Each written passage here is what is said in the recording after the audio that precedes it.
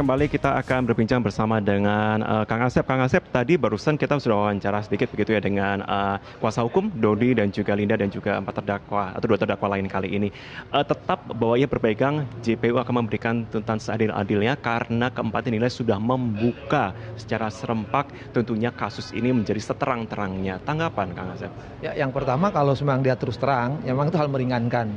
Tapi kan lebih hebat lagi kalau dia statusnya JC. Kalau JC kan mendapat perlindungan, dapat perlakuan itu. Tapi sekali lagi terlepas apapun dia berterus terang tentang di persidangan terbuka, kan kejahatan narkotika selama ini kan bagian dari kejahatan internasional, kejahatan serius, dan mendekatkan bangsa ini bisa rusak gara-gara narkotika, pasti hukumannya pasti berat, nggak mungkin ringan gitu. Saya perkira pasti di atas 10-an gitu kan, ya. Terlepas misalkan tadi Dodi sama Linda memberikan keterus-terangan, maka saya bilang ya usahakan JC-nya keluar. Kalau JC-nya keluar, setidaknya ada perlakuan dan perlindungan hukum kepada yang bersangkutan. Selama yang bersangkutan terus terang, itu hanya meringankan, tapi tidak maksimal seperti statusnya kalau dia sebagai JC. Kalau JC tadi kan perlakuan, perlindungan, sampai dia juga nanti sebagai narapidana. Kalau sekarang hanya mainnya kan dia hanya beri keringanan, tapi itu juga saya pikir mungkin tidak terlalu signifikan ya, karena memang bagian saya kira gede sekali ini bagian jaringannya memang melibatkan pihak-pihak tertentu yang baru dibuka tadi saya katakan. Kalau ini cuma hanya bermain di 4 orang ini, ya hal yang percuma gitu. Oke. Kalau saya breakdown Kang Asep untuk 4 terdakwa ini ya perannya ya, maka kita melihat satu adalah Dodi yang kemudian memberikan tanda kutip relasi kuasa menyuruh Arif untuk mengarahkan kepada Linda tanda kutip sebagai bandarnya di sini. Linda kemudian mengarahkan kepada Kasranto. Nah, apakah kemudian kita lihat Kasranto dan juga Arif ini akan lebih rendah dibandingkan Dodi? Ya pasti, gitu kan. Pasti di bawahnya tadi saya bilang kalau golongan cepu ke bawah pasti akan ringan-ringan. Tapi kalau saya sebagai hakimnya saya beratkan semua kan. Sampai kan terakhir kan Kapolsek yang Jakarta Utara itu kan. Nah itu harusnya memang kan semua penegak hukum pangkatannya bukan rendah-rendah. Mereka adalah para perwira loh, para perwira ya, perwira bayangkan negara yang pangkatnya mereka kan bukan pangkat sembarangan, bukan prajurit kayak Ichad kan di kasusnya Sambo kan. Ini kasus ini kan narkotika ini coba Kapolsek, Kapolres, Kapolda. Nah, mereka hanya harusnya menegakkan di wilayah masing-masing kan, tingkat kecamatan, tingkat kabupaten, kota madya, maupun tingkat provinsi. Tapi fakta tidak berhenti di situ. Dengan jaringan internasional loh, sampai lihat pabriknya kan.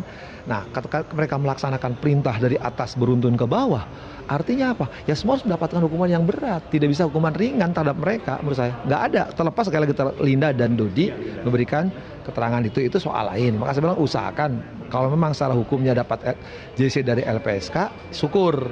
Nah, artinya ada penilaian tersendiri dari lembaga lain yang berwenang menentukan kejujuran dia, ya keberanian mengatakan. Ya kita apresiasi lah di sidang tuh ya mungkin, tapi kan tidak signifikan pengurangannya. Saya yakin hukumannya masih berat gitu kan. Jadi ternyata tadi barusan kami konfirmasi untuk Dodi sudah mengajukan minggu lalu untuk JC-nya begitu. Tapi ini untuk pengertian kepada masyarakat umum Kang Asep. Dalam satu kasus ada berapa JC sebenarnya yang dikabulkan?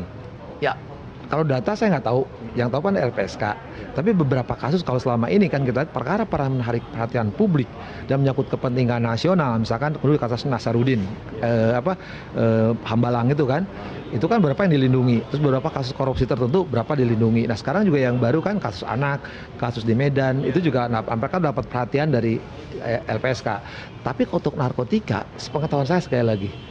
Sepengetahuan saya, LPSK narkotika kayaknya nggak ada. Tapi tolong kalau saya salah, nanti LPSK biar koreksi ya ketuanya. Tapi sepengetahuan saya selama ini narkotika nggak ada JC. Karena tadi mereka bagian dari jaringan dengan peran tertentu. Soal mereka menyatakan di persidangan mereka mengakui, itu hal meringankan bagi nanti jaksa maupun hakim ketika menjatuhkan vonis.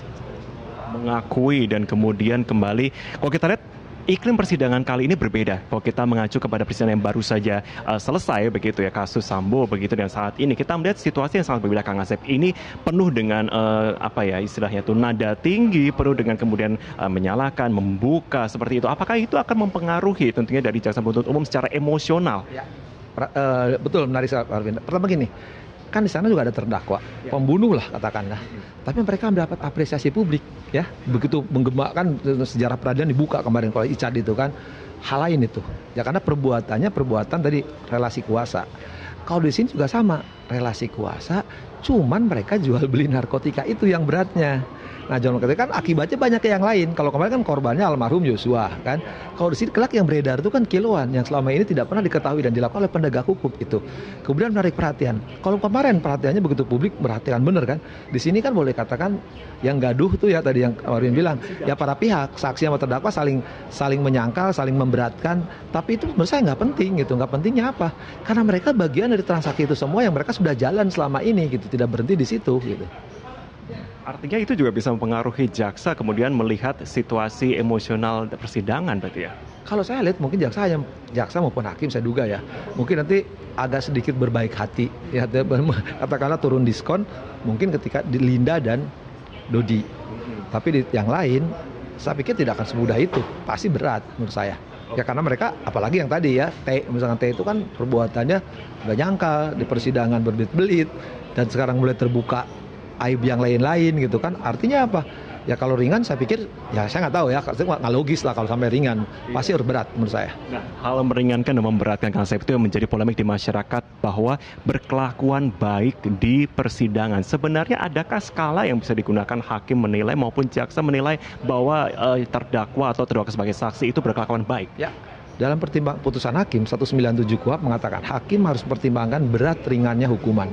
Artinya berat ringan hukuman itu harus dipertimbangkan. Nah ringan salah satu tadi di persidangan mengakui terus terang, menyesali, terutama kata menyesal itu. Biasanya hakim kalau dia menyesali itu diskonnya gede, jadi diskon menjelang lebaran lah misalnya gitu. Tapi kalau misalkan di persidangan berbelit-belit, tidak mengakui, ya menyangkal, pada saksi lain bersesuaian, itu memberatkan. Termasuk tanda kutip dengan nada tinggi kepada kuasa hukum terdakwa yang pada waktu itu tengah ini ya? Ya yang sekarang publik suka memperhatikan tuh bersikap sopan tuh kan, jadi suka main di meme itu bersikap sopan. Nah sopan itu memang salah satu juga pertimbangan. Nanti di persidangan tuh kan harus bersikap sopan, perilaku sopan, itu jadi perhatian. Nah, apalagi kalau sebagai terdakwa ya memperlakukan tadi entah siapapun di ruang sidang, entah berbohong, entah tadi tanda petik tanda tinggi, itu juga pasti pertimbangan. Hakim akan pertimbangkan itu pasti. Apalagi sekarang perbuatannya itu kan tidak hanya sekadar dikatakan, tidak sekali itu. Ada yang lain-lain yang memang tidak didakwakan oleh jaksa, yang belum terungkap, itu pasti akan memberatkan. Tadi tanda petik jaringan internasionalnya karena dia ketemu pabrik di Taiwan, itu saya kira yang akan memberatkan, berat sekali. Ya karena apalagi tadi kalau keterangan Linda, ya, nah, keterangan Linda itu yang dia akan dapat bonus sekian miliar, itu 100 miliar ya, sekian kalau kirim buy one get one itu kan, wah saya bilang itu ngeri sekali. Kalau itu tidak ringan saya kira mengerikan sekali ancaman hukumannya. Oke. Mengenai Linda pun yang katanya sempat akan diskenariokan untuk dijebak begitu ya. Nah apakah itu juga akan tanda kutip memberatkan pihak yang akan tanda kutip menjebak? Itulah, kan kalau menjebak jadikan sepu, kan pertanyaannya kenapa di kapal berhari-hari? Kenapa didampingi ke Taiwan? Sepengetahuan saya, biasanya para pelaku itu ya untuk cepu itu yang turun tidak, katakan itu dimungkinkan narkotika tuh ya ini kan melakukan itu. Tapi tingkatnya bukan itu, paling di bawah-bawah kok para penyidik biasanya untuk memancing itu. Tapi kalau menjebak setingkat ya bintang 2, setingkat melati 3 atau melati 2, saya pikir itu nggak masuk akal.